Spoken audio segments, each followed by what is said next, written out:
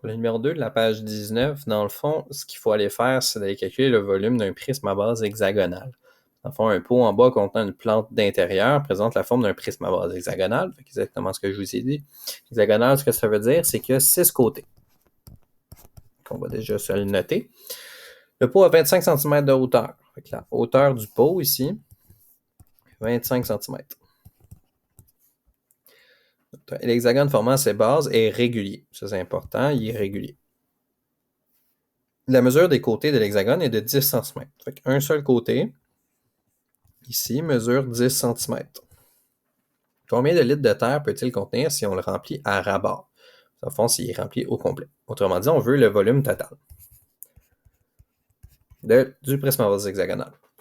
Donc, la première chose qu'il faut aller faire, c'est d'aller chercher notre formule pour un prisme. La formule pour un prisme, elle va se trouver ici. Et c'est l'aire de la base fois la hauteur. Puis comme je vous ai marqué, l'aire de la base, c'est can sur 2. Donc, on fait ici. C'est l'aire de la base multiplié par la hauteur. Mettons qu'on n'est plus certain ou que vous ne l'aviez pas noté dans vos notes de cours, ben, on peut regarder notre base qui est un hexagone régulier qu'on vient dans nos formules d'aire et on va à polygone régulier. On a polygone ici régulier. Et la formule d'aire, ce qu'elle nous dit, c'est que l'aire est égale à can sur 2. Can, c'est quoi? Dans le fond, C, c'est la mesure d'un côté. A, c'est l'apothème. L'apothème étant la longueur entre le centre de votre polygone et le milieu d'un de vos côtés. Et le nombre de côtés. Donc, la mesure d'un côté, on l'a. L'apothème, malheureusement, on ne l'a pas. On va être capable d'aller la chercher, par contre. Et le nombre de côtés, divisé par 2. Donc, on peut revenir ici. Donc, on peut déjà aller changer un peu notre formule, puisque notre volume total, on n'est pas capable de le trouver juste avec l'aire de la base, parce que dans le texte, il ne nous donne pas l'aire de la base. Donc, il va falloir aller la calculer. Fait que c'est C fois A fois N divisé par 2. Tout ça multiplié par ma hauteur. Parfait. Fait on va déjà aller écrire tout ce qu'on connaît. Donc, ma longueur d'un côté, c'est 10 cm. On le sait, il n'y a pas de problème. Mon apothème, je ne le sais pas. Mon nombre de côtés, c'est 6 parce que c'est un hexagone. Puis si vous êtes plus certain qu'un hexagone, ça a combien de côtés, mais regardez votre image, vous êtes capable d'aller le chercher. Le divisé par 2, il n'y a pas de problème. Et notre hauteur, ben, elle est donnée dans le problème directement et c'est 25 cm.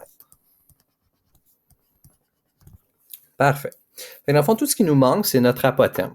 Comment est-ce qu'on va aller la chercher? Dans le fond, on va se dessiner un bel hexagone ici,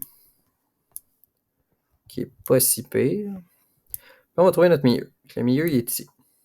Nous autres, dans le fond, ce qu'on veut, c'est aller chercher un apothème. On va aller chercher l'apothème. Avec la mesure qui est ici, dans le fond, dans mon dessin, et ça nous dit que la diagonale au complet vaut 20. Mais si je vais chercher juste la moitié de la diagonale, dans le fond, je vais prendre une des diagonales, on va prendre celle-là, et que je vais chercher juste la moitié, d'ici à là, ça va mesurer la moitié de 20, donc 10. Donc, on n'a pas de problème avec ça. Et un côté, comme on avait dit dans le problème, un côté ici, ça mesure 10. Alors, si mon apothème, dans le fond pas ici, mon apothème arrive en plein milieu de mon côté, donc la petite partie à gauche va mesurer 5 cm.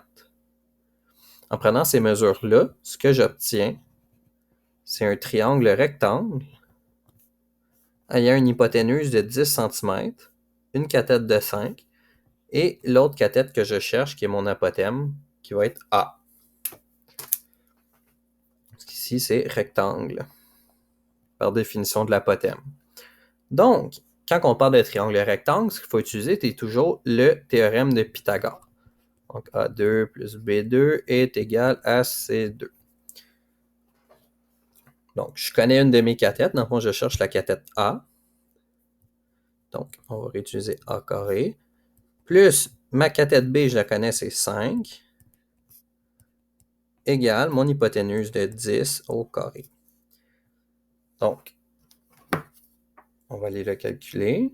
Dans le fond, en jouant avec mon expression, je vais obtenir que A va être égal à la racine carrée de C carré moins, pas C carré, de 10 au carré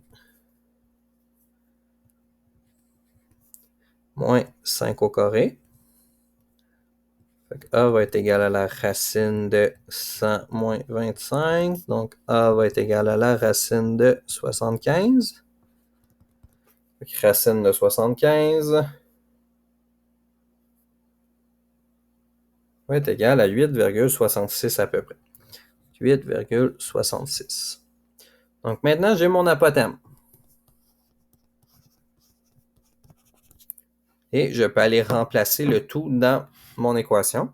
Donc, avoir le volume total qui va être égal à côté, c'est 10 cm, multiplié par l'apothème qui est 8,66, multiplié par le nombre de côtés qui est 6, divisé par 20, divisé par 2, fois 25, qui est ma hauteur.